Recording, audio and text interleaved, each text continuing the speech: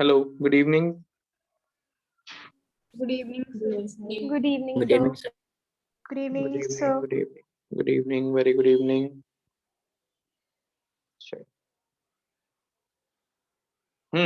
बताइए क्या पढ़ रहे थे अपन? रेडॉक्स पढ़ रहे थे।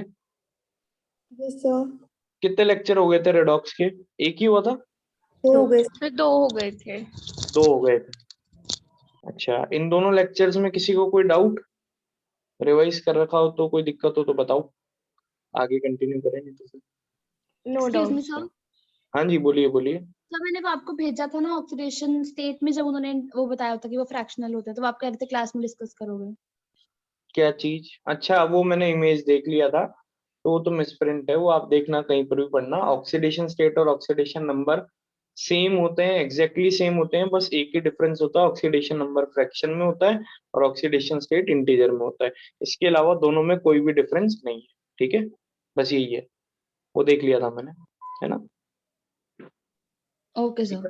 तो आप हर जगह चाहे ऑक्सीडेशन नंबर बोलना चाहे ऑक्सीडेशन नंबर बोलें, ऑक्सीडेशन स्टेट बोलना चाहे ऑक्सीडेशन स्टेट बोलें, ठीक है। बस एक चीज याद रखें, फ्रैक्शन आए तो ऑक्सीडेशन नंबर होगा 100% और फ्रैक्शन नहीं हो तो दोनों हो सकता है, ठीक है। ये डिफरेंस है और कोई डिफरेंस नहीं, ठीक है। चलिए, और किसी के मन में कोई सवाल? आगे बढ़े। चल, मेरे ख्याल से लास्ट टाइम पे ऑक्सीडेशन स्टेट ये निकालना सिखा दिया था मैंने, है ना। मतलब अपन ने शायद क्वेश्चंस करे थे बहुत सारे, आ गया ना सबको निकालना? Yes, sir. Yes sir. चलिए, Yes, ठीक sir. है ना। तो फिर आगे बढ़ते हैं थोड़ा सा। अब देखें, नेक्स्ट टॉपिक है अपना कैलकुलेट, या ऐसे लिखें calculating. Next topic, next heading डालें calculating, calculating oxidation state by Lewis structure. अब यहाँ पर कुछ लोग ऐसे हैं जिन्होंने अभी तक केमिकल बॉन्डिंग नहीं पढ़ा, है ना। कुछ हैं ऐसे जिन्होंने केमिकल बॉन्डिंग नहीं पढ़ा, या सबने केमिकल बॉन्डिंग पढ़ रखा है? सर P3 बैच वाले बच्चों ने नहीं पढ़ा केमिकल बॉन्डिंग। ठीक है, नो प्रॉब्लम। तो P3 बैच वालों का जब भी केमिकल बॉन्डिंग हो कोई दिक्कत नहीं। यहाँ पर हम क्या लेविस स्ट्रक्चर की बात कर रहे हैं। देखो, स्ट्रक्चर बनाना आपको वहीं केमिकल बॉन्डिंग में ही सिखाया जाएगा। केमिकल बॉन्डिंग जब भी पढ़ोगे तो वहां पर ही बताया जाएगा। तो यहाँ पर ऐसा स्ट्रक्चर बनाने का कुछ भी नहीं है, लेकिन उस स्ट्रक्चर का हमारे लिए क्या यूज है वो मैं यहाँ पर बताने जा रहा हूँ। जिसको स्ट्रक्चर बनाना आता है, जनरली क्या होता है ना, जब रेडॉक्स होता है केमिकल बॉन्डिंग हो चुका होता है या चल रहा होता है, मतलब लेविस एसिड खत्म हो चुका होता है, लेविस स्ट्रक्चर जो लेविस डॉट स्ट्रक्चर है वो टॉपिक खत्म हो चुका होता है, तो आपको बस थोड़ा सा अनईजी लगेगा। अनईजी कैसे लगेगा कि भाई स्ट्रक्चर आपको पता नहीं पड़ेगा कि कैसे बनाना है, लेकिन वो यहाँ पर प्रॉब्लम भी नहीं है। यहाँ पर स्ट्रक्चर बनाना नहीं सीखना, स्ट्रक्चर आपको मिलेगा, उसमें आगे वर्क करना है, ठीक है। तो ऐसी कोई डरने की बात नहीं कि स्ट्रक्चर कैसे बना दिया। जब आप केमिकल बॉन्डिंग पढ़ोगे तो सॉरी तीसरे या चौथे लेक्चर में आपको स्ट्रक्चर बनाना आ जाएगा, ठीक है जी। तो अपन ने बोला calculating oxidation state by Lewis structure, calculating oxidation state by Lewis structure. देखें होता क्या है, जैसे इलेक्ट्रोनेगेटिविटीज पे बात करते हैं। जैसे मान लो अगर मैंने आपको इनिशियली दे रखा है कि electronegativity of A is less than electronegativity of B, मैंने ये इनिशियली आपको गिवन है ना, ऐसे ही करके इंफॉर्मेशन ये मैंने दे दी। फिर मैंने यहाँ पर आपके सामने बनाया ए बॉन्ड बी। तो जब मैं ए और बी के बीच का बॉन्ड तोड़ूंगा, ए और बी के बीच का बॉन्ड तोड़ूंगा, तो बी के ऊपर कौन सा चार्ज आएगा? Negative. नेगेटिव। -1। इधर कौन सा आएगा? +1। इसमें किसी को कोई दिक्कत नहीं होनी चाहिए, ठीक है। उसके बाद अगर मैं बनाता हूं ए डबल बॉन्ड बी और फिर मैं इनके बीच का बॉन्ड तोड़ूंगा, तो बी के ऊपर क्या आएगा? Partial negative. और इधर क्या आ जाएगा? 2 पॉजिटिव, Partial positive. ठीक है। और अगर मैं ए ट्रिपल बॉन्ड ऐसे कर दिया, तब यहां पर मैं ये तोड़ा तो इधर हो गया 3- और इधर हो गया 3+। ये बेसिक था, है ना। ये बात अपन कर चुके हैं, अपन को पता है ऐसा होता है। अच्छा, एक बात ऐसे भी बता दो, इसका भी बता दो। अगर मैं ए बॉन्ड ए ले लूंगा और इसको ब्रेक करूंगा तो दोनों के ऊपर क्या आएगा? Equal charge होगा.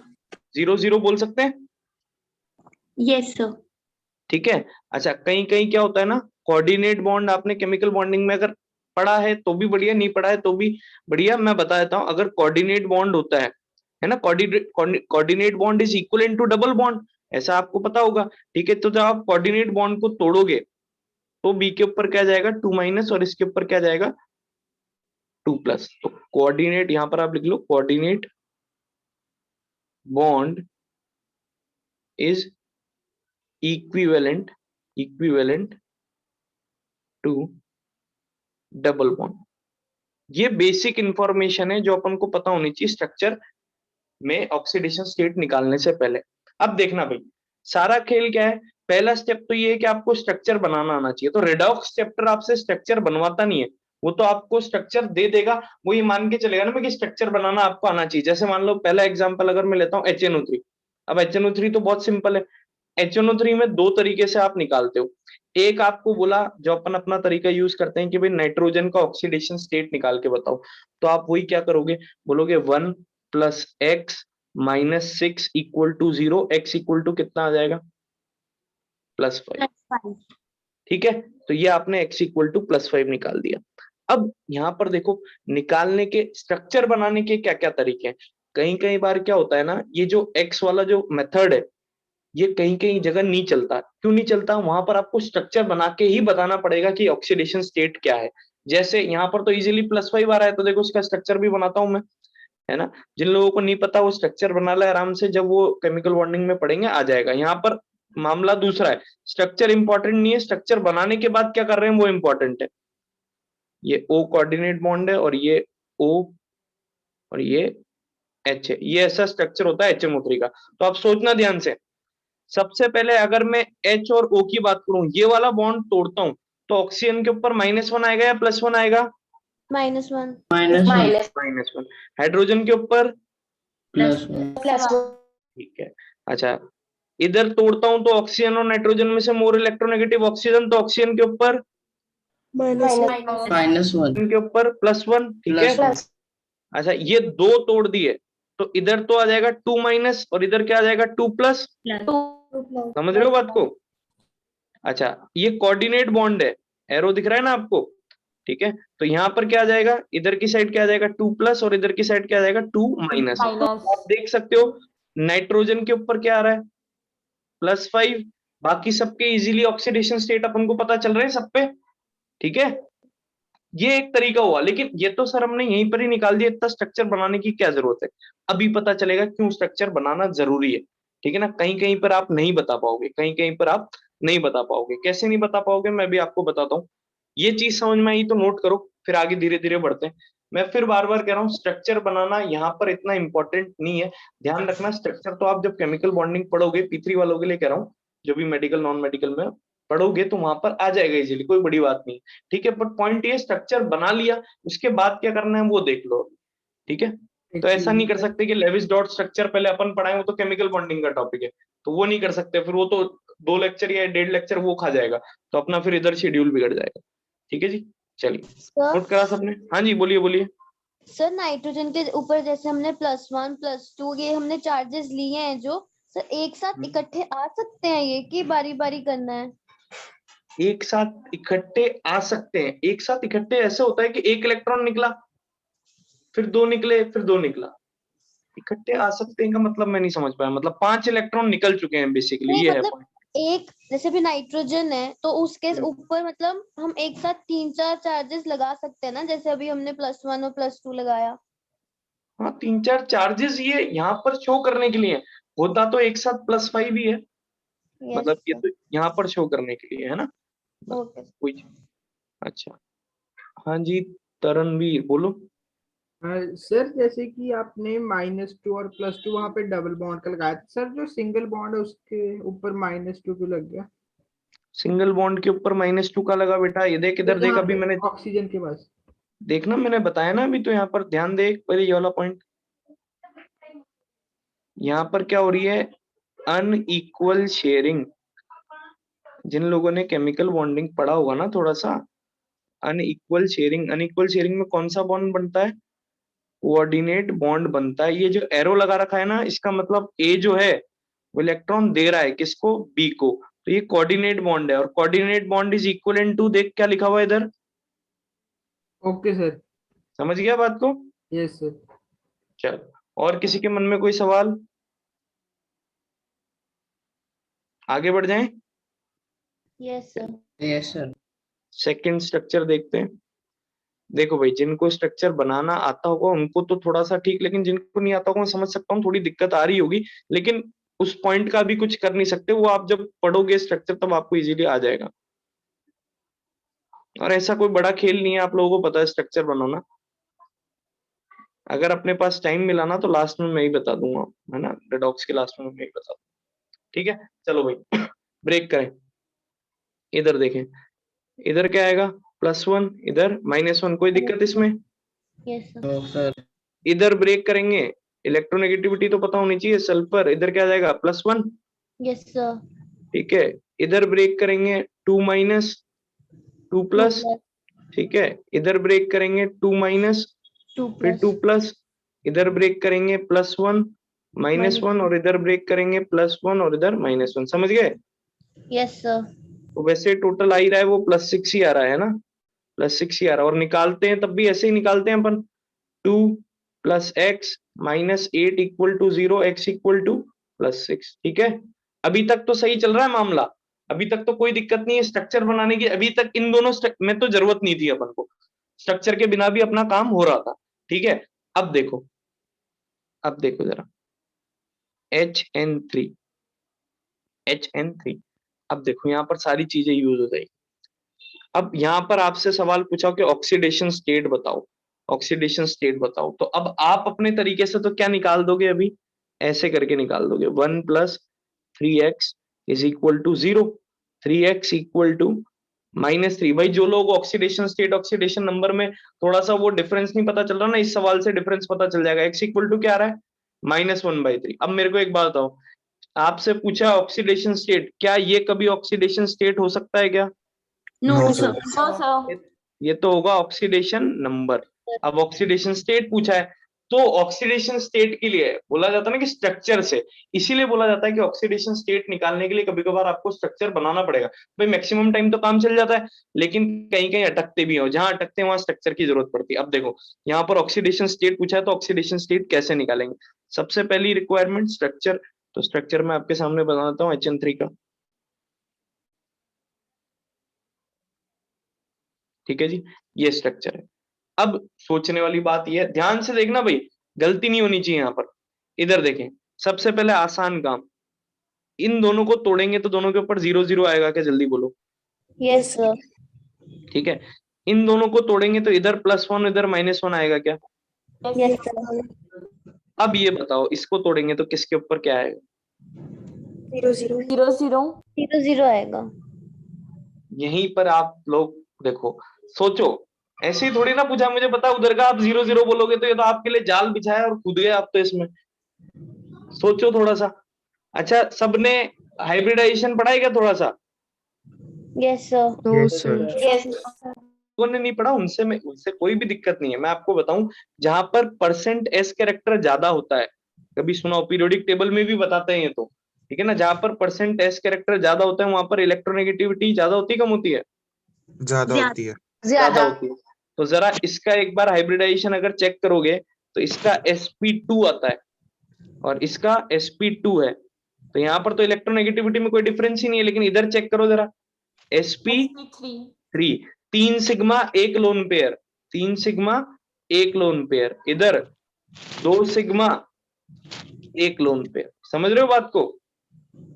बोलो भाई। तो अब sp3 और sp2 में ज्यादा इलेक्ट्रोनेगेटिव कौन, जहां पर % कैरेक्टर ज्यादा, % कैरेक्टर ज्यादा कहां पर, sp2 वाले में, तो इधर क्या आ जाएगा, -1, इधर क्या आ जाएगा, +1, इसको तोड़ोगे तो इधर क्या आ जाएगा, -1, इधर क्या आ जाएगा, +1।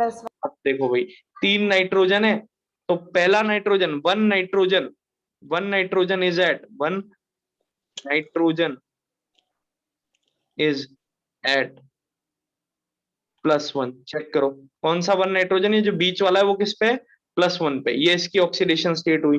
बाकी के जो other two at -1 oxidation state, समझ गए क्या? अब देखो ऑक्सीडेशन स्टेट क्या आ रही है और ऑक्सीडेशन नंबर क्या आ रहा है ना डिफरेंस। ऑक्सीडेशन स्टेट अपनी आई, एक आया +1 है ना, और बाकी क्या आई -1 -1। समझ गए, ये तीनों अलग अलग नाइट्रोजन का हो गया। तो आप देख सकते हो क्लियरली, अब आपको यहाँ पर डिफरेंस विजिबल हो जाएगा कि ऑक्सीडेशन स्टेट और ऑक्सीडेशन नंबर में क्या डिफरेंस है। क्लियर है ये चीज, समझ में आया क्या भाई? यस ठीक है। अब मेरे को एक बात समझो, यहाँ पर दो चीजें ऐसी हैं जो कुछ लोगों को नहीं पता लगी होंगी। एक पहली चीज, स्ट्रक्चर वाली बात मैं कर चुका हूँ, तो उसकी टेंशन नहीं लेनी है, आराम से आ जाएगा, कोई दिक्कत नहीं है ना। स्ट्रक्चर अभी ऐसे मान लो कैसे बनता है, जिन लोगों को नहीं पता उन लोगों के लिए बोल रहा हूँ। और रही परसेंट टेस्ट कैरेक्टर वाली बात, तो जब ये पीरियोडिक टेबल वगैरह आपने पढ़ा है तो वहां पर भी पढ़ाया जाता है, वहां पर भी नहीं पढ़ा तो डिटेल में हाइब्रिडाइजेशन केमिकल बॉन्डिंग में तो आता ही है। तो ऐसी कोई चिंता करने के लिए वो बात नहीं है। और आगे, अब इससे आगे, अब कोई चीज इनऑर्गेनिक की है जो आपने नहीं पढ़ी वो यूज नहीं होगी, लेकिन कुछ कुछ चीजें तो कहीं ना कहीं यूज होती है। क्योंकि देखो रिडॉक्स जो होता है वो ऑलमोस्ट फिजिकल केमिस्ट्री का सेकंड या थर्ड लास्ट चैप्टर होता है, थर्मोडायनेमिक्स के जस्ट पहले पढ़ाया जाता है। तो जब तक ऑलमोस्ट सारी चीजें कंप्लीट हो जाती हैं 11th में, तो वो वाला सीन है इसलिए। ठीक है जी, चलिए नोट कर लें, आराम से नोट कर लें, बता देना जैसे ही टर्न करना हो।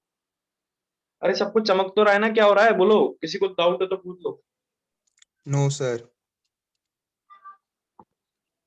चलिए सर डन। टर्न कर दूं, ठीक है। चलिए नेक्स्ट अब चलो एक आईआईटी का सवाल कराता हूँ मैं।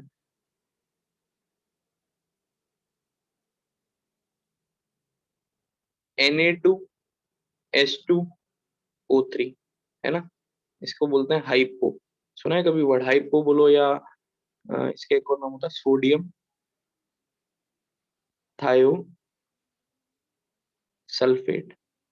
अब देखो, जिन लोगों को ऑक्सीडेशन स्टेट और ऑक्सीडेशन नंबर में डिफरेंस, आईआईटी भी पूछ चुका है, नहीं पता होगा तो उनके लिए क्वेश्चन वहीं पर ही खत्म है। ठीक है ना, what is the oxidation state of both sulphur.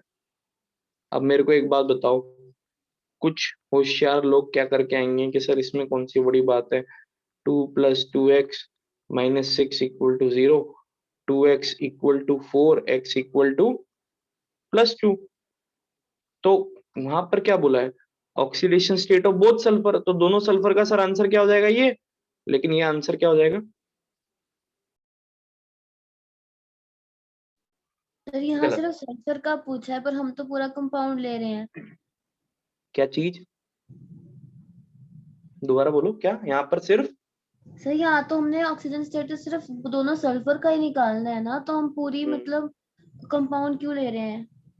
पूरी कंपाउंड क्यों ले रहे हैं, हमें यहाँ पर दोनों सल्फर का निकालना है, तो हाँ तो दोनों सर वही सल्फर पूछ तो रही हूँ ना, दो सल्फर का निकालने के लिए हमें पूरा कंपाउंड क्यों क्यों लेना पड़ रहा है? तो फिर कैसे निकालोगे अगर पूरा कंपाउंड, कोई सी भी ऑक्सीडेशन स्टेट निकालने के लिए पूरा कंपाउंड तो लेना ही पड़ेगा आपको। अभी अपन ने पीछे जो 1 2 3 करा, 1 2 3 जो पार्ट करे उसमें आपने किसी का भी निकाला तो सब कंपाउंड की जरूरत पड़ी ना आपको। यस, मतलब अगर मैं कैसे? सिर्फ क्वेश्चन करके कंफ्यूज हो गई थी। अच्छा, तो देखो यहाँ पर पॉइंट क्या है, अब ये भी ऑप्शन में दे रखा था, ये बी पार्ट दे रखा था, बी या सी दे रखा था, लेकिन ये आंसर गलत था। जब हम स्टार्टिंग से बात कर रहे हैं कि ऑक्सीडेशन स्टेट निकालने के लिए आपको स्ट्रक्चर बनाने की जरूरत पड़ सकती है, अब यहाँ पर दो सल्फर आ गए ना, तो थोड़ा सा आप डाउट करना कि दो सल्फर है तो यार ये इतना सिंपल क्वेश्चन तो जेई में आएगा नहीं। ठीक है ना, कि ये निकालने के लिए दे दिया +2 आंसर, ये आंसर गलत है। ठीक है, ये आपका जो निकला है, ये निकला है ऑक्सीडेशन नंबर। ये क्या निकला है, ऑक्सीडेशन नंबर। और ऑक्सीडेशन नंबर हमेशा क्या होता है, एवरेज। ऑक्सीडेशन नंबर हमेशा क्या होता है, एवरेज, मैंने बताया था। ठीक है, लेकिन अब ऑक्सीडेशन स्टेट कैसे निकालें, तो उसके लिए क्या बनाना पड़ेगा, स्ट्रक्चर बनाना पड़ेगा। तो स्ट्रक्चर कैसे बनाएंगे, O - Na+, double bond S, double bond O, है ना, O-, इसको थोड़ा सा बड़ा बनाए अभी, क्योंकि अपन बॉन्ड तोड़ेंगे तो ज्यादा सही रहेगा।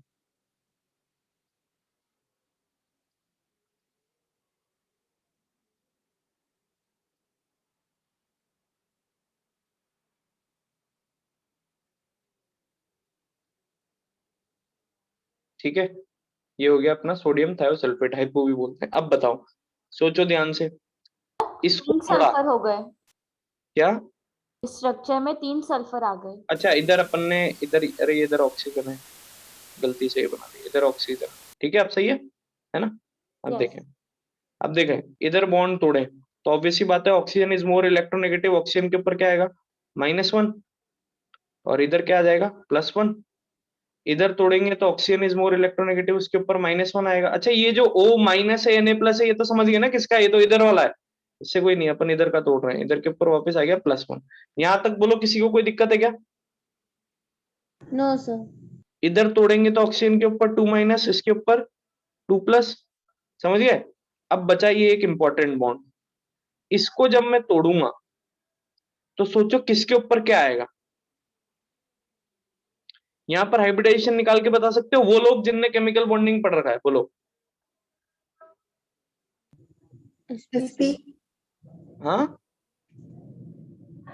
क्या, दोबारा बोलना, बोलो बोलो बोलो। अरे जिन लोगों ने केमिकल बॉन्डिंग पढ़ रखा उनसे ही पूछ रहा हूँ मैं, तो कोई दिक्कत नहीं है, बाकी जिनने नहीं पढ़ रखा वो तो नहीं बता पाएंगे, लेकिन जिन लोगों ने पढ़ रखा वो तो बता दो, ये तो बहुत छोटा सा क्वेश्चन है, बोलो हाइब्रिडाइजेशन। बहुत बढ़िया, sp2, वेरी गुड, sp2। और इसकी बताओ,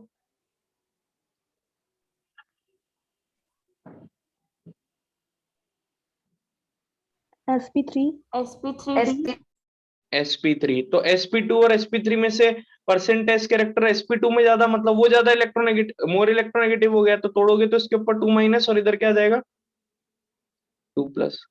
तो अब बताओ, सोचो ये वाला जो सल्फर है, गिनो इसमें कितने हो गए, +6, +6 एक सल्फर पे +6, दूसरे वाले पे -2 -2। तो ऑप्शन क्या, आंसर क्या आएगा, -2, +6, ये आंसर है आपका। और जेई ने +2 भी दे रखा था, +6 भी दे रखा था, -2 भी दे रखा था ऑप्शन में। अब आप सोच लो, ठीक है, समझे क्या बात को? Excuse me sir. हाँ जी बोलिए बोलिए। सर जो सेंट्रल वाला सल्फर है वो sp3 हाइब्रिडाइज कैसे हुआ? सेंट्रल वाला सल्फर sp3 है, आपको हाइब्रिडाइजेशन निकालना आता है क्या? No sir. तो फिर आप कैसे, फिर अभी के लिए आप हाइब्रिडाइजेशन याद रखो, सिग्मा प्लस लोन पेयर।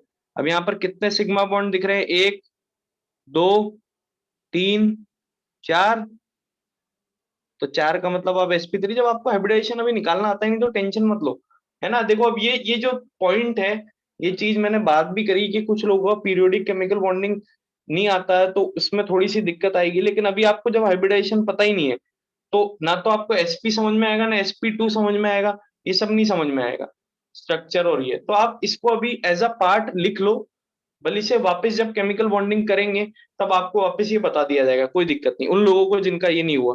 तो अभी उसका कोई सेंस नहीं है, आप sp3 समझ लो, sp2 आपको पता ही नहीं चलेगा जब तक हाइब्रिडाइजेशन पढ़ नहीं लेंगे, ठीक है। तो वैसे hybridization number of sigma plus lone pair होता है, तो वहां से आप इजीली पता लगा सकते हो, ठीक है। चलिए आगे बढ़े भाई, बोलो भाई, Yes, इसमें और किसी को डाउट? अनलेस और अनटिल स्ट्रक्चर और हाइब्रिडाइजेशन के अलावा कोई और डाउट हो तो बात करें भाई। ये चीज आप बात करें कि हमने है ना तो हाइब्रिडाइजेशन पढ़ा हुआ है ना हमने स्ट्रक्चर पढ़े हुए हैं, क्योंकि आपने केमिकल बॉन्डिंग नहीं पढ़ा हुआ है। तो ये आप एक बार बात करें, है ना, जिन लोगों ने भी नहीं पढ़ा हुआ है एक बार पूछे कि वो कब होगा या किस हिसाब से होगा, क्योंकि वो करना तो जरूरी है ही, क्योंकि आपको दिख ही गया ना, नीड तो है ही यहाँ पर रिडॉक्स में, तो वो चीज पहले करें, फिर शीट में भी दिक्कत नहीं आ जाए। इसीलिए पहले वो चीज का करें कि भाई वो हमारा साइड बाय साइड वो भी हो या ऐसा कुछ, ठीक है, तो वो बात कर लें एक बार। चलिए आगे बढ़े। अच्छा जिन लोगों को आ रहा है उनको को तो समझ में आया ना, जिन लोगों का केमिकल बॉन्डिंग हो रखा है उनका तो क्लियर है ना, उनको तो किसी को कोई दिक्कत नहीं ना हाइब्रिडाइजेशन में? no sir. नो सर चलो ठीक है जी, आगे देखें, और देखें और देखें, एक दो और मैं बनाता हूँ आपसे, CH3OH, ये तो बना सकते हो मेरे ख्याल से। देखो कैसे CH3OH कैसे बनाओगे, OH H H H, समझ गए। तोड़ो बॉन्ड, इसको तोड़ोगे तो इस पे प्लस, इस पे माइनस, इसको तोड़ोगे तो फिर माइनस, इस पे प्लस, इसको तोड़ोगे तो फिर माइनस, इस पे प्लस, इसको तोड़ोगे तो प्लस इस पे माइनस, इसको तोड़ोगे तो माइनस इस पे। समझ गए क्या करा? नहीं समझे? देखो दोबारा देखो, एक एक करके देखना क्या करा। देखना भाई ध्यान से। सबसे पहले मैं कौन सा बॉन्ड तोड़ रहा हूं? ये वाला। अब देखो क्या आएगा, हाइड्रोजन पे प्लस, हाइड्रोजन पे प्लस, ठीक है, और कार्बन पे -1। ऊपर वाला बॉन्ड तोड़ा तो फिर वापस कार्बन पे -1, हाइड्रोजन पे वापस +1, साइड वाला तोड़ा तो वापस पे +1, इस पे -1, तो 3 तो ये माइनस के हो गए। अब लेकिन ऑक्सीजन तो ज्यादा इलेक्ट्रोनेगेटिव होता है, तो ये वाला तोड़ा तो ऑक्सीजन के ऊपर -1, इधर आ जाएगा +1। ये वाला तोड़ा तो वापस इसके ऊपर -1 और ये +1। मेरे ख्याल से क्लियर है ये बात? कर लोगे ना स्ट्रक्चर आएगा तो? Yes sir. ठीक है, चलिए अब एक इम्पोर्टेंट सवाल।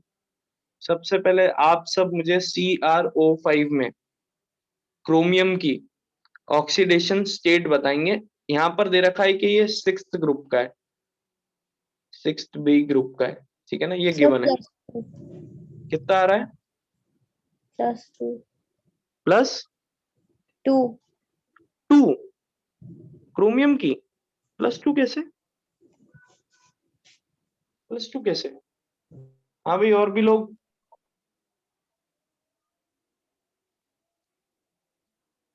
बोले बोले बोले, और भी लोग मैसेज कर सकते हैं। +2 तो कैसे आएगी यार?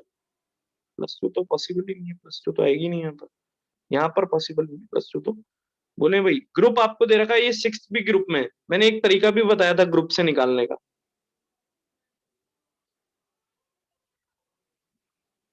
बोलो भाई बोलो, एक तरीका नहीं बताया था ग्रुप अगर आपको पता हो तो, मैक्सिमम और मिनिमम। -2 -2 तो क्या होगी, मिनिमम या मैक्सिमम? Minimum minimum. मैक्सिमम कितनी होगी जो ग्रुप नंबर है? +6। देखो सबसे पहली चीज तो, अगर अपन अपने तरीके से निकालें x -10 = 0 और x = क्या आ रहा है, +10, जो कि पॉसिबल ही नहीं है, नॉट पॉसिबल। क्रोमियम कभी +10 पे जाता ही नहीं। ये मुझे कैसे पता चला नहीं जाता? इसका ग्रुप नंबर है 6th, तो इसका मैक्सिमम ऑक्सीडेशन स्टेट क्या हो सकता है, जो भी इसका ग्रुप नंबर होगा, और मिनिमम क्या हो सकता है, 6 -2 -8 -2। समझ रहे हो? तो यहाँ तो 10 आ रहा है, तो ये तो पॉसिबल ही नहीं है। इसका मतलब क्या है, स्ट्रक्चर बनाना पड़ेगा। इसका मतलब क्या है, स्ट्रक्चर बनाना पड़ेगा। जब भी ऐसा हो जाए कि जो आपका ऑक्सीडेशन स्टेट है वो मैक्सिमम से आगे निकल जाए, मैक्सिमम से आगे निकल जाए, तो वहां पर आपको थोड़ा सा डाउट करना है और सोचना है कि वहां पर परऑक्सी लिंकेज होगा। जब भी किसी भी एलिमेंट का ऑक्सीडेशन स्टेट मैक्सिमम से ज्यादा निकल जाए, ये निकला ना मैक्सिमम से ज्यादा, ये मैक्सिमम से ज्यादा, तो आपको क्या बोलना है कि वहां पर हो सकता है क्या हो, परऑक्सी लिंकेज हो। वहां पर क्या हो सकता है, परऑक्सी लिंकेज हो। ठीक है, तो अब देखो इसको निकालने का तरीका कैसे, सुनना ध्यान से। इफ ऑक्सीडेशन नंबर कैलकुलेटेड, जो हमने कैलकुलेट करा वो +10, calculated exceeds the maximum oxidation state, if oxidation number calculated exceeds the maximum oxidation state, then assign the maximum oxidation state only। कभी भी अगर ऑक्सीडेशन नंबर एक्सीड हो रहा है या ऑक्सीडेशन स्टेट एक्सीड हो रही है, तो आप क्या करो, जो मैक्सिमम है ना वही असाइन कर दो उनको। मैक्सिमम असाइन करने का मतलब, भाई कितनी है मैक्सिमम क्रोमियम की, +6, तो आप तो उसको वही असाइन कर दो। CrO5 अपन ने क्या असाइन कर दिया, +6 असाइन कर दिया। ठीक है, इससे ज्यादा तो हो नहीं सकती, तो Cr पे तो +6, इससे ज्यादा नहीं होगा। अब हमें क्या लगा, गलती पता है हमसे क्या हो गई, हमने यहाँ पर क्या करा, सोच के देखो, x + 5 × -2 करा ना। हमने क्या समझ लिया कि ये सारे जो ऑक्सीजन है वो कौन से हैं, ऑक्साइड वाले हैं। सारे जो ऑक्सीजन है वो कौन से वाले हैं, ऑक्साइड वाले हैं, और जिनका ऑक्सीडेशन स्टेट -2 है। लेकिन क्या ऑक्सीजन केवल -2 में ही एग्जिस्ट करता है, और भी है ना, यस है ना? तो यहाँ पर जब भी मैक्सिमम से आगे निकल जाए, जो मैक्सिमम से आगे निकल जाए, वहां पर आप डाउट करना कि यहाँ पर 100% परऑक्सी लिंकेज होगा, ऑक्सीजन में परऑक्साइड वाला ऑक्सीजन भी प्रेजेंट होगा।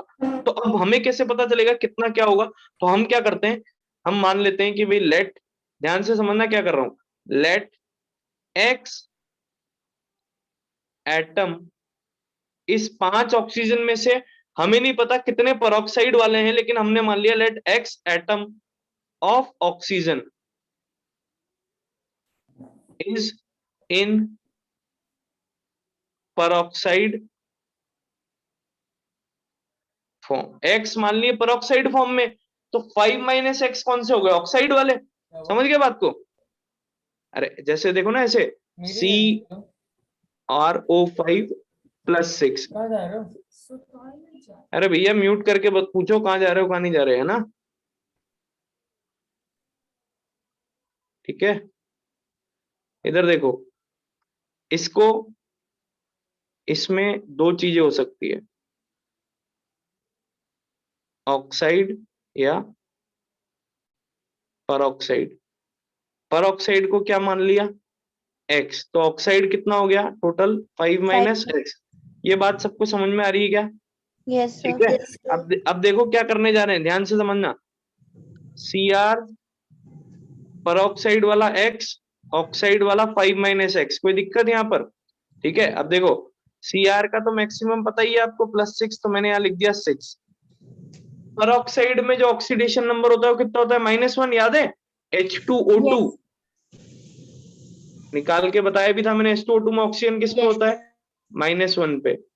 ठीक है, तो 2x = -2, x = -1, तो यहाँ माइनस, और ऑक्साइड में तो -2 होता ही आपको पता है। तो देखना ध्यान से, यहाँ पर क्या आएगा?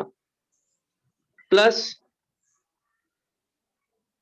x multiply by -1 plus 5 - x multiply bye -2 = 0। बोलो इसमें किसी को कोई दिक्कत? ये मल्टीप्लाई है बेटा, मल्टीप्लाई। ठीक है, अब देखो 6 - x कितना हो जाएगा? ये -10 + 2x, कोई दिक्कत इसमें? Yes. Equal to x = +4। तो x = +4 का मतलब 4 ऑक्सीजन है। कौन से वाले?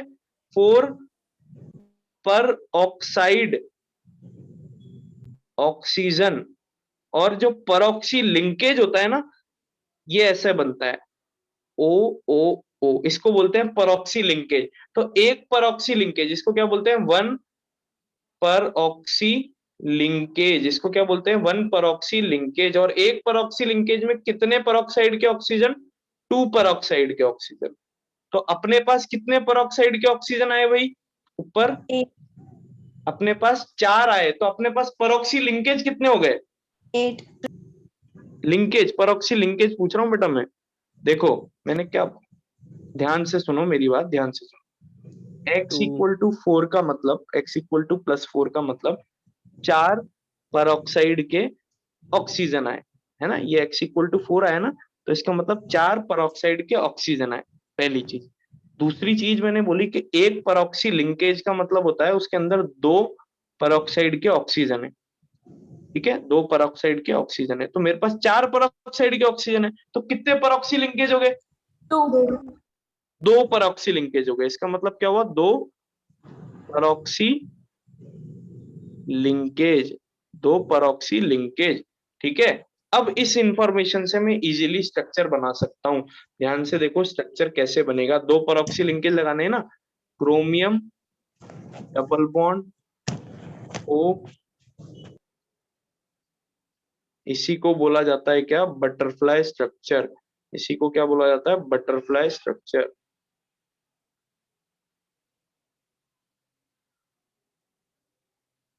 Butterfly structure. ठीक है, 2 परऑक्सी लिंकेज आपको दिख रहे होंगे, ये देखो ये रहा। और मैं एक बात और बता दूं, ये पहली बात तो ये रेडॉक्स की चीज है ही नहीं। अभी रेडॉक्स का तो अपन कुछ पढ़ ही नहीं रहे, ये सब बॉन्डिंग का पार्ट है ना? ये सारी चीजें परऑक्सी बटरफ्लाई स्ट्रक्चर, CrO5 3 बार आता है केमिकल बॉन्डिंग में, पूरी केमिकल बॉन्डिंग में, तो हर जगह वो आता है, वो कोई दिक्कत नहीं है, रेडॉक्स का पार्ट नहीं। यहाँ पर बस मैं आपको ऑक्सीडेशन नंबर निकालना सिखा रहा हूँ। स्ट्रक्चर, हाइब्रिडाइजेशन, ये रेडॉक्स का पार्ट है ही नहीं, ये इनऑर्गेनिक का पार्ट है, तो वो पहले से क्लियर होना चाहिए।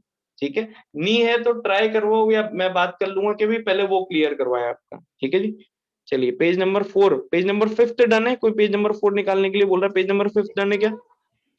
सर Yes, एक sir. पेज आगे कर दो, आई मीन से पीछे कर दो। लो,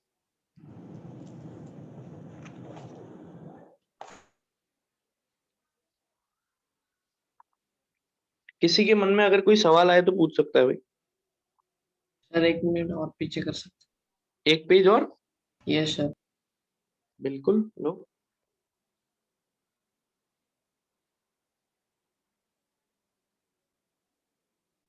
डन सर। और कोई पेज निकालना है किसी को? सर पीछे कर दो।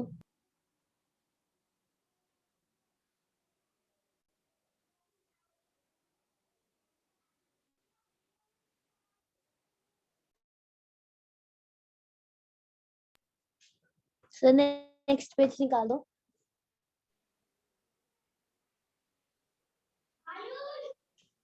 नेक्स्ट फिफ्थ, हाँ सिक्स्थ भी निकालता हूँ एक से।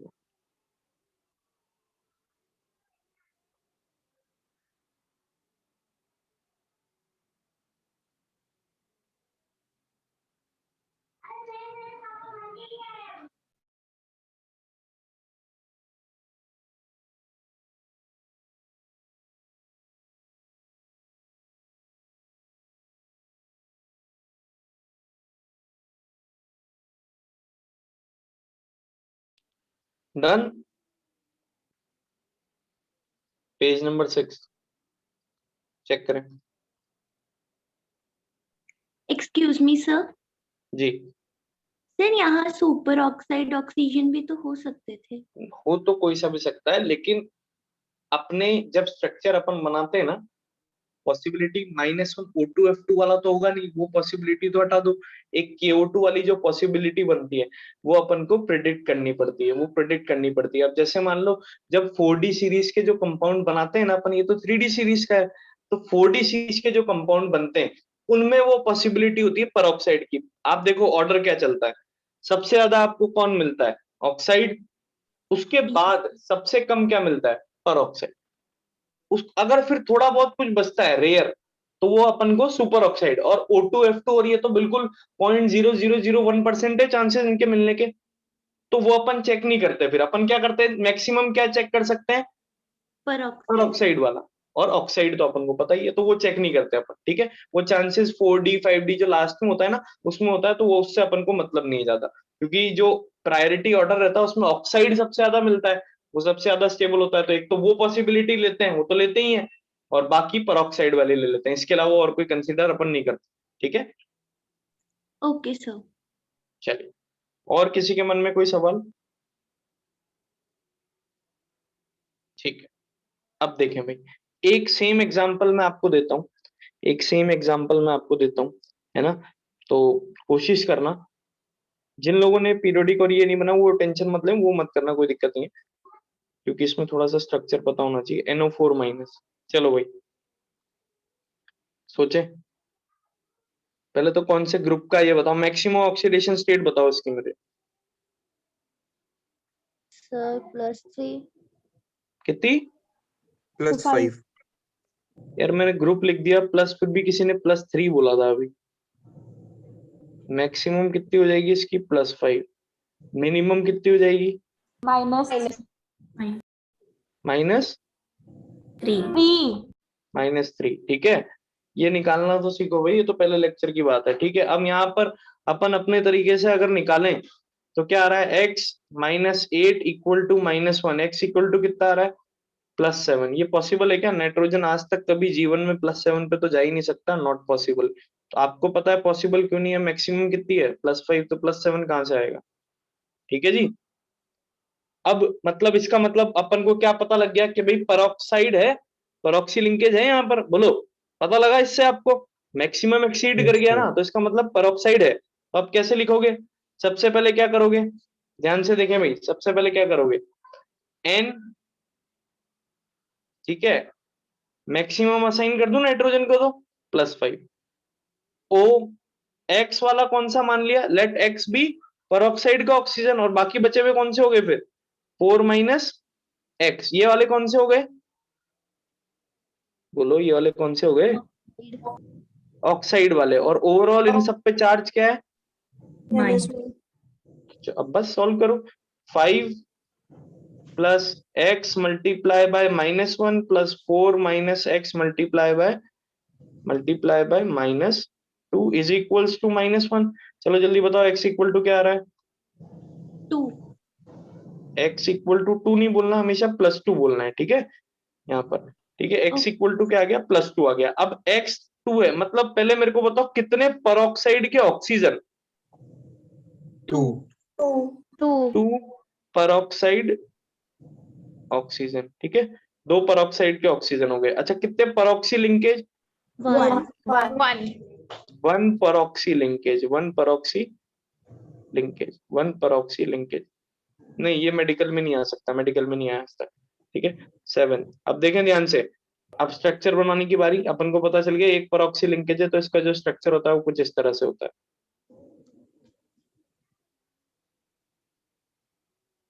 ठीक है। ये इसका स्ट्रक्चर हो गया, तो आपको ये इजीली दिख रहा होगा इधर की साइड में।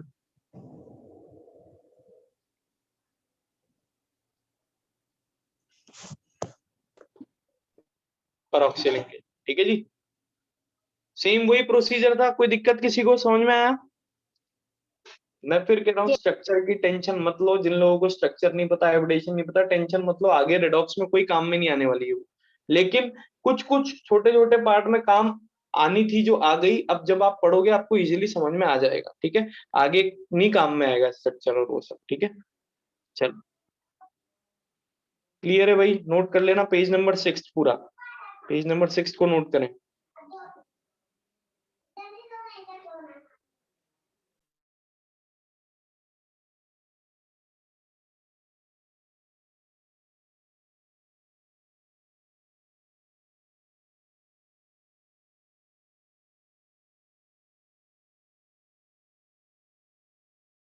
Page number 6 done?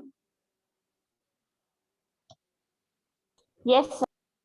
चलिए, अच्छा, अब मेरे को एक बात बताएं, सबने मोल कंसेप्ट पढ़ रखा है? मोल कंसेप्ट तो सबने पढ़ रखा है ना यहाँ पर, या मोल कंसेप्ट वाला भी कोई ऐसा है जिसने नहीं पढ़ रखा? नो सर पढ़ा।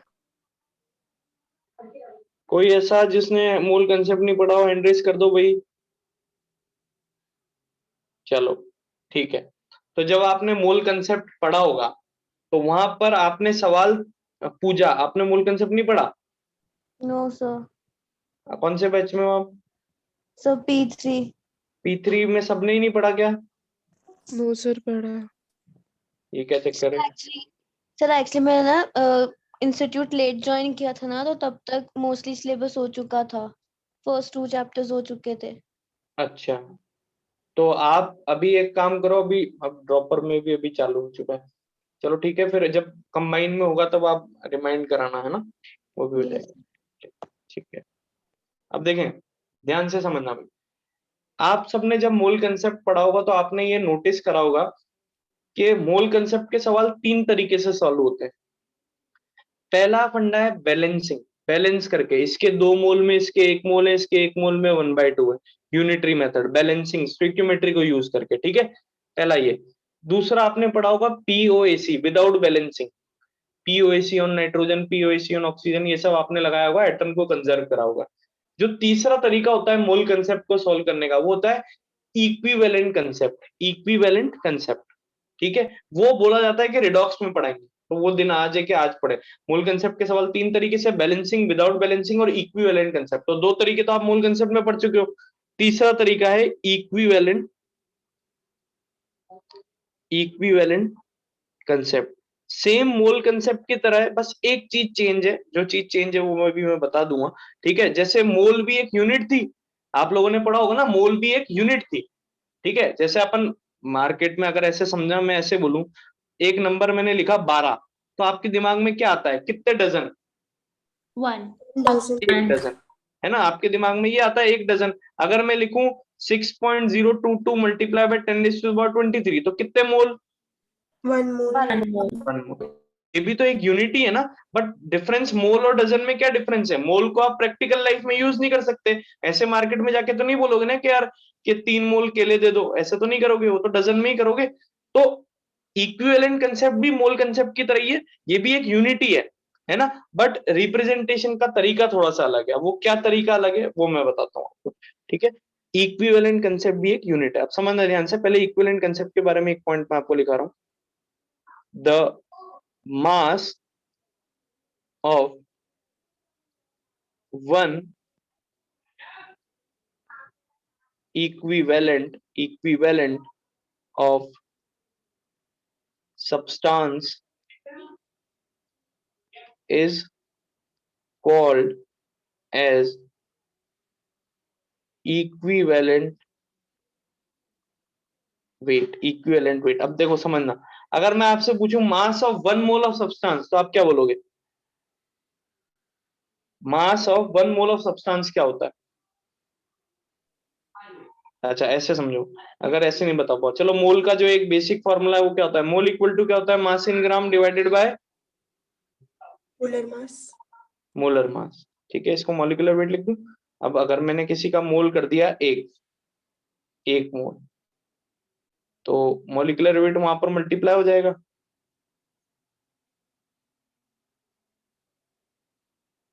ठीक है, तो अगर मैं आपसे पूछूं एक मोल का मास क्या होगा, एक मोल का मास, तो क्या वो मॉलिक्यूलर वेट के बराबर होगा क्या? अरे बोलो ना। Yes sir. एक मोल का मास मॉलिक्यूलर वेट के बराबर, तो एक इक्विवेलेंट का मास किसके बराबर होगा? इक्विवेलेंट वेट के बराबर। मैंने क्या बोला? एक मोल का मास किसके बराबर? मॉलिक्यूलर वेट के बराबर। तो एक इक्विवेलेंट का मास इक्विवेलेंट वेट के बराबर। समझ रहे हो? मोल कंसेप्ट और इक्विवेलेंट कंसेप्ट बिल्कुल एक सेम चीज है, फॉर्मूला भी सेम है, बस एक छोटा सा डिफरेंस है, वो अभी मैं आगे क्लियर कर दूंगा। बाकी सारी चीजें सेम, वहां पर मॉलिक्यूलर वेट होता है, यहाँ पर इक्विवेलेंट वेट होता है। ठीक है ना? वहां पर आप मोल निकालते हो, यहाँ पर इक्विवेलेंट निकालते हो। वहां पर 1 मोल बोलते हो, यहाँ 1 इक्विवेलेंट बोलते हो। समझ रहे हो बात को? वहां पर मोल भी एक यूनिट है, यहाँ पर इक्विवेलेंट भी एक यूनिट है। क्लियर है ये चीज? तो mass of 1 equivalent of a substance is equal to equivalent weight. ठीक है, वहां पर बोलते थे mass of 1 mole of substance is equal to molecular weight. ठीक है, इक्विवेलेंट क्या है? यूनिट है, मोल की तरह। जैसे मोल एक यूनिट था, वैसे ही ये भी एक यूनिट है। ठीक है, क्लियर है? एक मोल का मास मॉलिक्यूलर वेट के बराबर, एक इक्विवेलेंट का मास इक्विवेलेंट वेट के बराबर। यहां पर लिख लो एक मोल, ऐसे लिख भी लो, एक मोल का मास बराबर किसके हो गया? मॉलिक्यूलर वेट के बराबर बोलते हैं, ये आपने मोल में पढ़ा होगा। और यहाँ क्या बोल रहे हैं? एक इक्विवेलेंट को रिप्रेजेंट करने का तरीका देखो भाई कैसे, इक्यू लिखते हैं, इक्यू। एक इक्विवेलेंट का मास, इक्यू मतलब इक्विवेलेंट, इक्विवेलेंट का मास किसके बराबर होगा? इक्विवेलेंट वेट के बराबर, है ना? ये पहला पॉइंट है। क्लियर है ये चीज? अब देखो, अब एक फॉर्मूला जो आपको याद रखना है इक्विवेलेंट वेट निकालने का। Equivalent weight is equal to होता है molecular weight divided by n factor, divided by n factor. ये NF क्या है? N factor. एन फैक्टर मतलब जितने इलेक्ट्रॉन लॉस हुए होंगे, जितने इलेक्ट्रॉन गेन हुए होंगे। अभी के लिए एन फैक्टर का मतलब आप क्या समझो? जितने इलेक्ट्रॉन लॉस हुए हैं, जितने इलेक्ट्रॉन गेन हुए। एन फैक्टर का मतलब जितने इलेक्ट्रॉन लॉस हुए, जितने इलेक्ट्रॉन गेन हुए। ठीक है, इस पूरे चैप्टर में सारा खेल इस एन फैक्टर का ही है। अगर आपको रिडॉक्स में एन फैक्टर निकालना आ गया तो आपका पूरा चैप्टर खत्म है, कोई भी दिक्कत नहीं आएगी अगर एन फैक्टर निकालना आपको आ गया। ठीक है, पहला स्टेप क्या था? ऑक्सीडेशन नंबर निकालना, कोई दिक्कत नहीं, अगर ऑक्सीडेशन नंबर निकाला तो अपन पहले स्टेप को पार करके फिर दूसरा है एन फैक्टर निकालना। ठीक है, तो एन फैक्टर निकालना बड़ा इंपॉर्टेंट स्टेप है। क्या होता है? Number of electron loss, number of electron gain. N factor मतलब number of electron loss, number of electron gain. Equivalent weight equal to molecular weight divided by n factor, molecular weight divided by n factor. इसका मैं एक छोटा सा example आपको देता हूं, जैसे अगर आपसे पूछा जाए कि Al+3 का इक्विवेलेंट वेट निकाल के बताओ, तो आप क्या करोगे? अभी फॉर्मूला देखा आपने, तो बोलोगे मॉलिक्यूलर वेट, एल्यूमिनियम का मॉलिक्यूलर वेट कितना होता है भाई? 27। 27। अब नंबर ऑफ इलेक्ट्रॉन लॉस्ट +3। तो इसका इक्विवेलेंट वेट कितना हो जाएगा? 9। समझ रहे हो बात को? ये तो एक छोटा सा एग्जांपल है, मतलब अभी आगे और पढ़ेंगे, लेकिन एन फैक्टर का बिल्कुल एक बेस तो समझ में आया ना? Number of electron gain, number of electron loss. ठीक है, क्लियर है ये चीज? अब देखिए, है ना? अब धीरे धीरे आकर के आगे और बढ़ते हैं। फॉर्मूला मैंने बोला ना, जैसा मोल वैसा इक्विवेलेंट। मोल और इक्विवेलेंट एक ही है, बस कहने का तरीका अलग अलग है। वो तरीका कैसे अलग है वो मैं बताता हूँ, ध्यान से देखना भाई, बिल्कुल ध्यान से देखें। जिस तरह से आप नंबर ऑफ मोल्स का फॉर्मूला लिखते थे, number of moles is equal to आप लिखते थे गिवन मास ओवर मतलब given mass divided by molecular weight, ठीक है, या एटॉमिक वेट डिपेंडिंग अपॉन क्या दे रखा है। तो ये तो मोल्स में लिखते थे, अब यहाँ इक्विवेलेंट में क्या लिखेंगे, ध्यान से देखिए, नोट नहीं करा गया पीछे वाला पेज, पीछे वाला पेज निकालूं, नहीं सर। किसी कोई मैसेज करा, जल्दी से नोट कर लेना।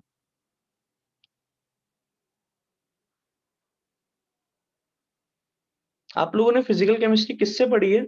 प्रतीक सर। सबने प्रतीक सर से पढ़ी है? Yes, sir. Yes, sir. ठीक है,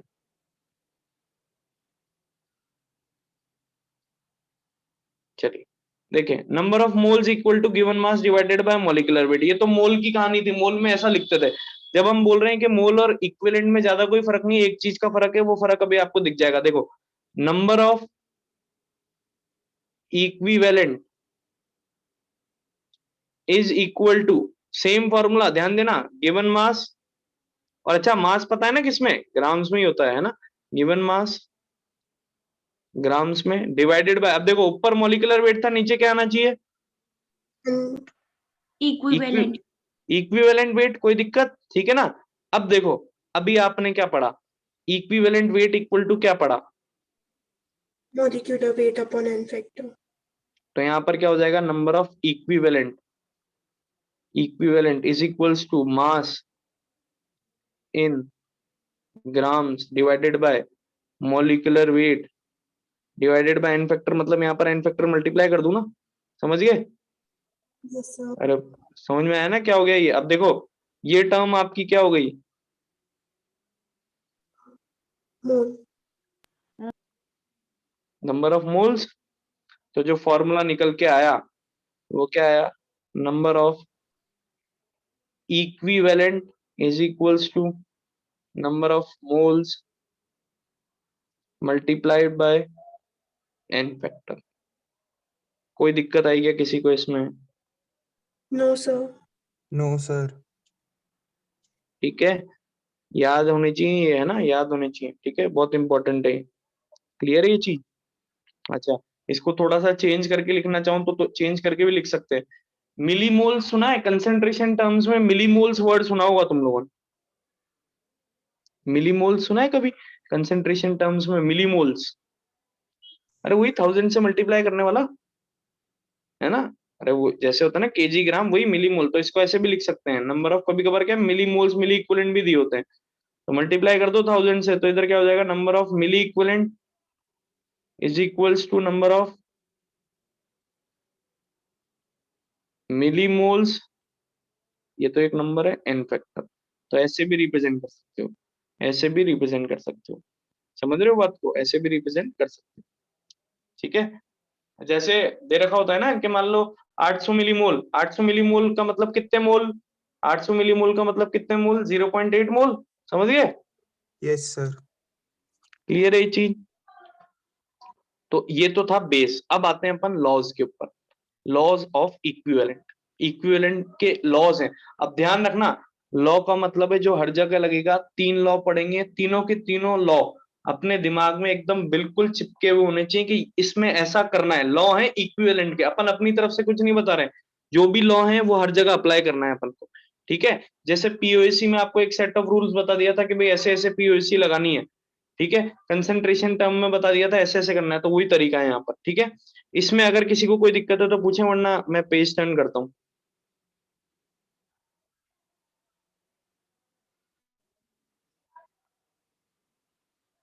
बिल्कुल बताएंगे, एन फैक्टर अभी तो छोटी मोटी चीज है, एन फैक्टर तो अभी पूरा टॉपिक ही आप एक तरह से मान लो 2-3 लेक्चर तो एन फैक्टर निकालने में लग जाएंगे, सबके निकालेंगे, एसिड के निकालेंगे, बेस के निकालेंगे, सॉल्ट के निकालेंगे, रिडॉक्स रिएक्शन के निकालेंगे, नॉन रिडॉक्स रिएक्शन के निकालेंगे, डिसप्रोपोर्शनेशन रिएक्शन के निकालेंगे, कॉम प्रोपोर्शनेशन रिएक्शन की निकालेंगे, सबका निकालेंगे, ठीक है, वो टेंशन मत लो। टर्न कर दूं? Yes sir.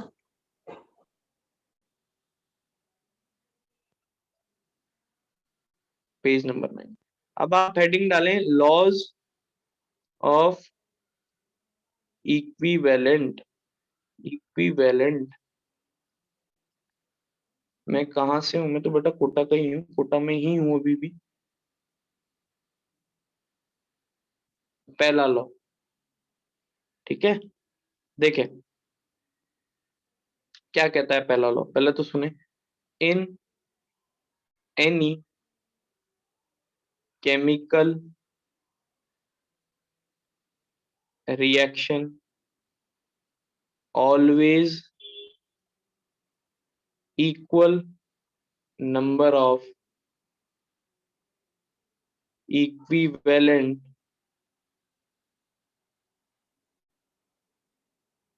reacts together to form equal equivalent of the product. पहले तो नोट करो, फिर इसका मतलब बताता हूँ। नोट करो आराम से।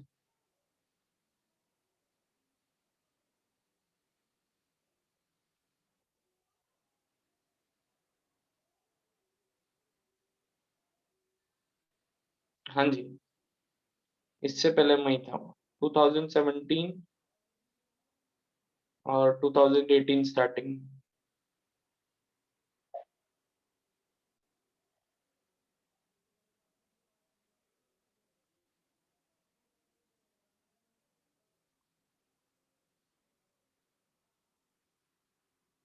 सबने नोट कर लिया?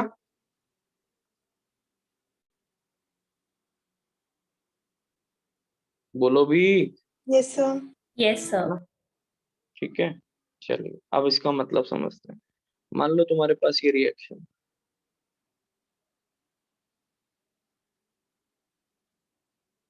है ना, जहां पर capital A, capital B, capital C, capital D reactant और प्रोडक्ट हो गए, small a, small b, small c, small d stoichiometric coefficient हो गए, ठीक है। अब ध्यान रखना कि ये जो स्टोइकियोमेट्रिक कोफिशिएंट है, यहाँ पर हमारे लिए कोई काम के है ही नहीं। हम लोग सारे सवाल बिना बैलेंस करे करेंगे। लॉ क्या कहता है, लॉ क्या बोल रहा है? लॉ बोलता है number of equivalent of A, जो भी रिएक्ट करे, रिएक्टेड, वो बराबर होगा किसके?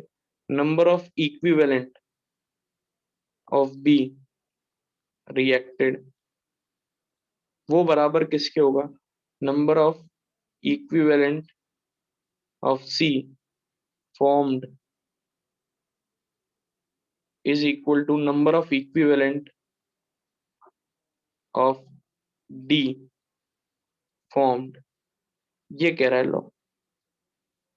समझ रहे हो लॉ क्या कहना चाह रहा है? लॉ ये बोल रहा है कि ए के जितने भी इक्विवेलेंट रिएक्ट करे वो बराबर होंगे, बी के जितने भी इक्विवेलेंट रिएक्ट करे वो भी बराबर होंगे, सी के जितने भी इक्विवेलेंट फॉर्म्ड हुए बराबर डी के जितने भी इक्विवेलेंट फॉर्म्ड हुए।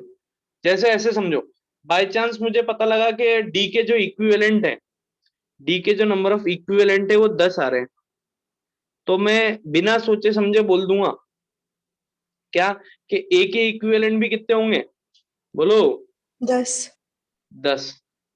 अब मेरे से सवाल क्या, सबसे पहले किसी ने मुझे गिवन इंफॉर्मेशन दे दी कि डी के इक्विवेलेंट 10 है, डी के इक्विवेलेंट 10 है, और मुझसे पूछ लिया कि भाई के एन फैक्टर या कुछ निकालो ए के बारे में। तो मैं क्या करूंगा भाई, डी के इक्विवेलेंट 10 है तो ए के भी कितने हो गए? 10 इक्विवेलेंट। अब इस इक्विवेलेंट से देखो मैं क्या क्या खेल खेल सकता हूँ, बहुत सारी चीजें पता कर सकते हैं।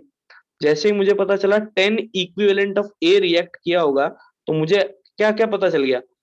एन फैक्टर से इसको जैसे ही मैं इक्विवेलेंट को 10 इक्विवेलेंट को एन फैक्टर जो भी होगा ए का निकालना सीखेंगे, वो तो एन फैक्टर ऑफ ए से डिवाइड करूंगा तो बताओ क्या आ जाएगा?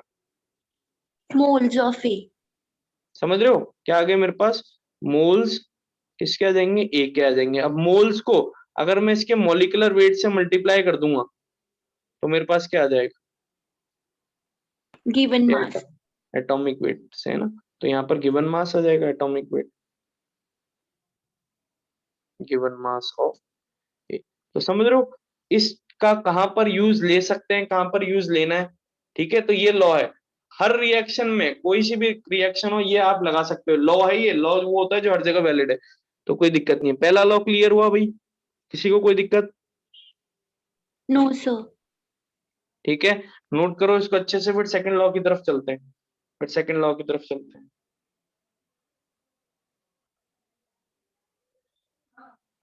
तीन लॉ है यहाँ पर, है ना। तीनों अगर समझ में आ गए तो फिर आगे थोड़ा सा इजी होता जाएगा, है ना, ज्यादा कोई दिक्कत वाली बात नहीं आएगी।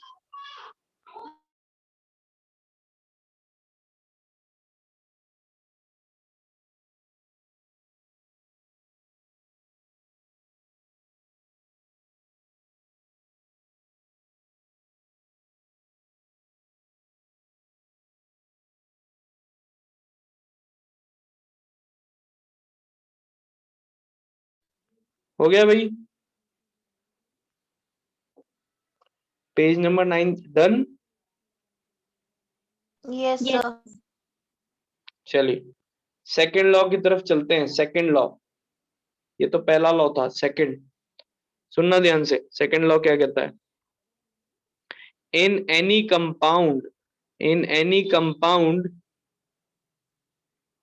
ax by the number of eq मतलब क्या होता है? eq मतलब क्या बोलते हैं? Equivalent. हाँ, equivalent of ax by taken is always equal to the number of equivalent of a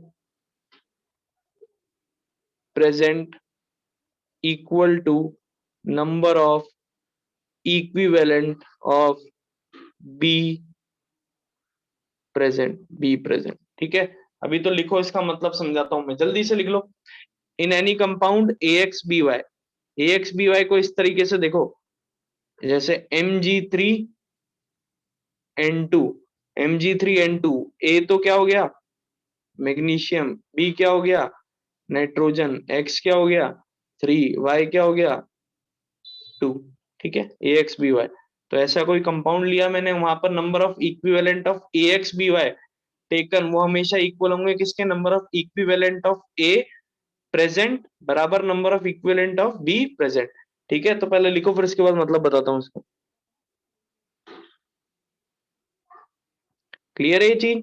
अब देखो, मान लो अगर मैंने 10 इक्विवेलेंट Mg3N2 के लिए, तो वहां पर आप कह सकते हो कि 10 इक्विवेलेंट Mg के प्रेजेंट है, 10 इक्विवेलेंट N के प्रेजेंट है, 10 इक्विवेलेंट किसके प्रेजेंट है? N के। यहां पर ध्यान रखना, मुझे 3,2 से कोई मतलब नहीं है, आपको यहाँ पर x और y से कोई मतलब नहीं है।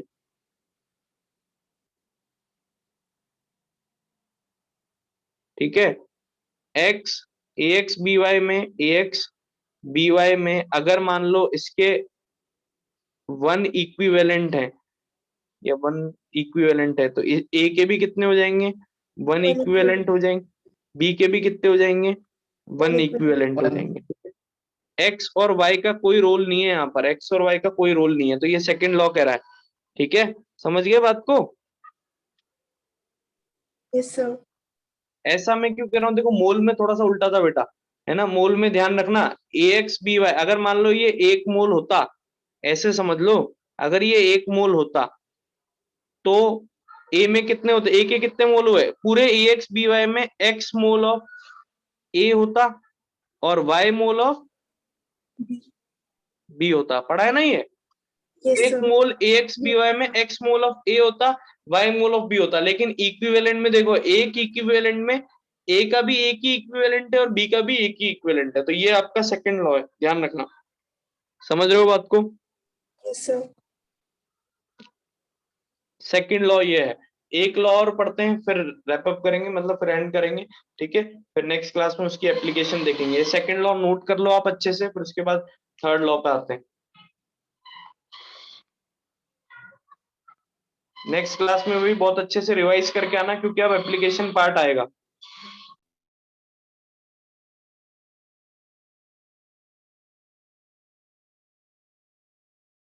Excuse me sir. जी बोलिए, बिल्कुल।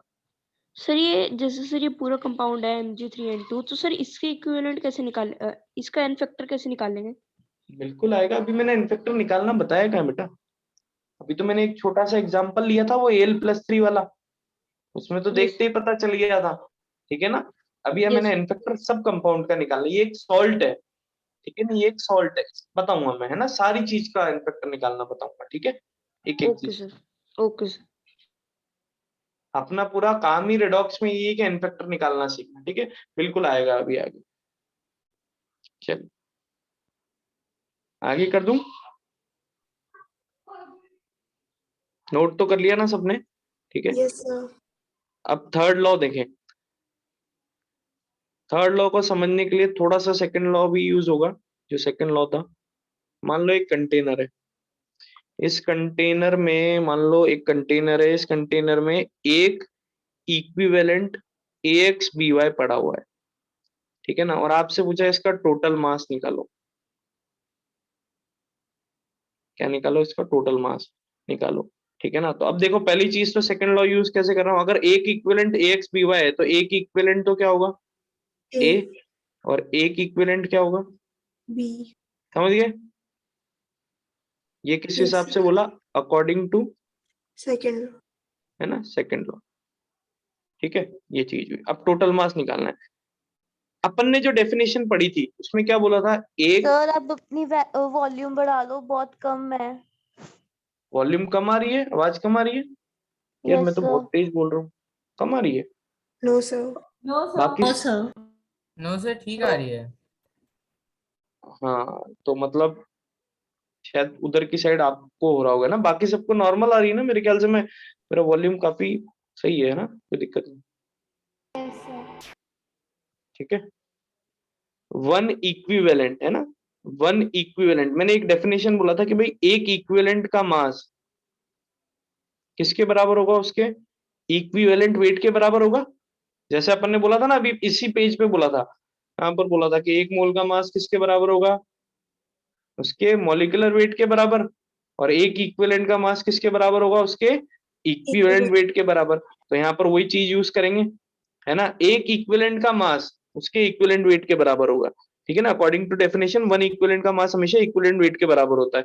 तो अगर मैं यहाँ पर लिखता हूँ वो एक इक्विवेलेंट है AX/BY, तो समझना ध्यान से, इक्विवेलेंट वेट ऑफ AX/BY किसके बराबर हो जाएगा, ये हो जाएगा टोटल मास। समझ गए कैसे लिखा मैंने, एक इक्विवेलेंट का मास उसके इक्विवेलेंट वेट के बराबर, तो इक्विवेलेंट वेट ऑफ AX/BY किसके बराबर हो जाएगा, टोटल मास। अरे बोलो भाई ये समझ में आया क्या, कैसे लिखा मैंने? यस। ठीक है, मैंने क्या कहा कि भाई एक इक्विवेलेंट का मास इक्विवेलेंट वेट के बराबर होता है। तो देखो मैंने क्या बोला, इक्विवेलेंट वेट ऑफ AX/BY किसके बराबर होगा, उसके मास के बराबर होगा ना, वो भी एक इक्विवेलेंट ही दे रखा है, ठीक है। तो ध्यान से देखना, अब मास क्या होगा, इक्विवेलेंट ऑफ AX/BY, ये निकालना इक्विवेलेंट वेट ऑफ AX/BY, तो कैसे निकलेगा, टोटल मास कैसे निकलेगा, आप बोल दो कि equivalent weight of A plus equivalent weight of B, यही तो करोगे। अरे कोई आपसे पूछे कि इक्विवेलेंट वेट क्या है, AX/BY का इक्विवेलेंट वेट क्या है, तो आपने बोल दिया टोटल मास। अब टोटल मास निकालोगे कैसे, इक्विवेलेंट वेट ऑफ A को प्लस करोगे इक्विवेलेंट वेट ऑफ B से, जब भी तो टोटल मास निकलेगा, यस सर। Yes, sir. ठीक है।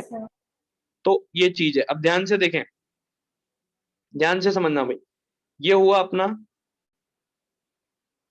थर्ड लॉ, ये हो गया अपना थर्ड लॉ। तो किसी भी कंपाउंड का अगर आपको इक्विवेलेंट वेट निकालना है तो उनके जो रेस्पेक्टिव जो एलिमेंट है उनका इक्विवेलेंट वेट प्लस कर दो, तो वो आपका क्या आ जाएगा, टोटल मास आ जाएगा। टोटल मास होगा वो mass of A mass of B के इक्वल, जो टोटल मास होगा वो होगा mass of A plus mass of B के इक्वल। जैसे ऐसे एग्जांपल मैं आपको बताता हूँ, आपसे पूछा equivalent weight of H2O will be equal to, तो अकॉर्डिंग टू लॉ आप क्या बोलोगे, equivalent weight of hydrogen plus equivalent weight of Oxygen. Oxygen. समझ गए क्या बात को? Yes, sir. और सोचो इस दो से कोई मतलब नहीं है ना, No, sir. है ना, ध्यान रखना, ठीक है, क्लियर है ये चीज। एक Yes, छोटी sir. सी चीज और मैं बता रहा हूँ, एक छोटी सी चीज और बता रहा हूँ, फिर खत्म करते हैं। ध्यान से देखना, अभी इक्विवेलेंट वेट का फॉर्मूला अपन ने पढ़ा, मॉलिक्यूलर वेट, अगर कोई मॉलिक्यूल आया, और एटॉमिक वेट भी लिख दूं साथ में, एटॉमिक वेट को एलिमेंट आया तो ठीक है, डिवाइडेड बाय एन फैक्टर। अब ये एन फैक्टर क्या क्या हो सकता है, क्या क्या नहीं हो सकता, ध्यान से देखें। एन फैक्टर इक्वल टू 1 हो सकता है, कोई दिक्कत नहीं, एन फैक्टर ग्रेटर देन 1 हो सकता है, एन फैक्टर लेस देन 0 हो सकता है। क्या एन फैक्टर इक्वल टू 0 हो सकता है क्या? No sir. अरे कोई सी भी अगर रिएक्शन हो रही है उसमें इलेक्ट्रॉन का गेन लॉस तो हो गई, कुछ ना कुछ तो होगा, भले से Yes, गेन कर sir. लेगा फिर वापस, कुछ ना कुछ तो हो गई, ठीक है। But n factor can never be 0. 0। तो अगर ऐसा होता है, पहला पॉइंट, अगर एन फैक्टर इक्वल टू 1 है तो इसका मतलब इक्विवेलेंट वेट बराबर किसके हो जाएगा? अगर एन फैक्टर ग्रेटर देन 1 है इसका मतलब इक्विवेलेंट वेट लेस देन किसके हो जाएगा? Molecular weight. अगर एन फैक्टर लेस देन 0 है, हाँ सॉरी यहाँ पर 0 क्या लिख दिया मैंने, 1 है ना, लेस देन 1 है तो इसका मतलब क्या हो जाएगा? इक्विवेलेंट वेट ज्यादा है. Greater than molecular. ठीक है जी, बोलिए, समझ में आया क्या ये? क्लियर है ना? कोई दिक्कत तो नहीं है किसी को? No sir. चलो यहाँ तक नोट कर लो, कोई पेज निकालना हो तो बताओ, पेज नंबर 12 निकला हुआ, 11th अगर निकालना हो तो बता दो। नेक्स्ट क्लास पीछे करें, नेक्स्ट क्लास में टाइप्स ऑफ रिएक्शन पढ़ेंगे, रेडॉक्स एंड नॉन रेडॉक्स, और रेडॉक्स रिएक्शन को डिटेल में पढ़ेंगे।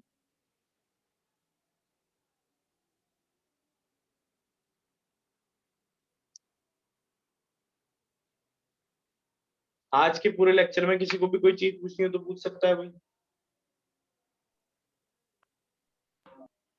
थर्ड वाला लॉ एक बार दोबारा बता दो। थर्ड वाला लॉ दोबारा बताऊं? देखो नहीं ऐसे सर, समझो, इसका एग्जांपल जो आपने करवाया अभी वो वाला। अभी जो लास्ट पेज पे कराया जो, यस सर, वो वाला। ये इक्विवेलेंट वेट ऑफ H2O वाला या पीछे वाला करो?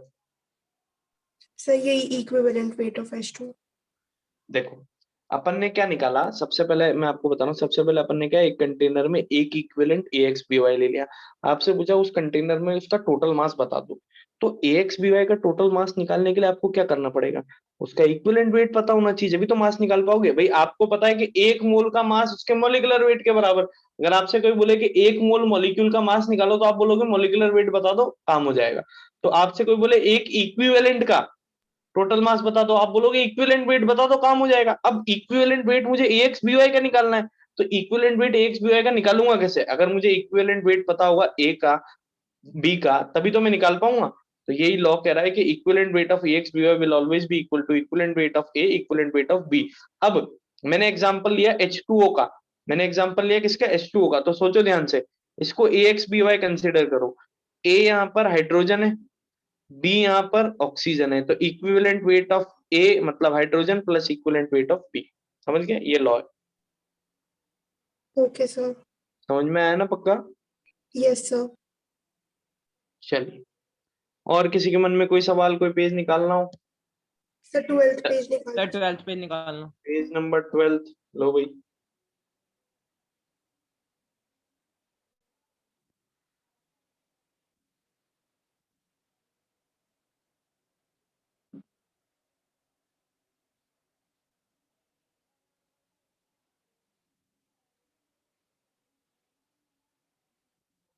ठीक है, चलिए नेक्स्ट क्लास में मिलते हैं। Bye, thank you, bye.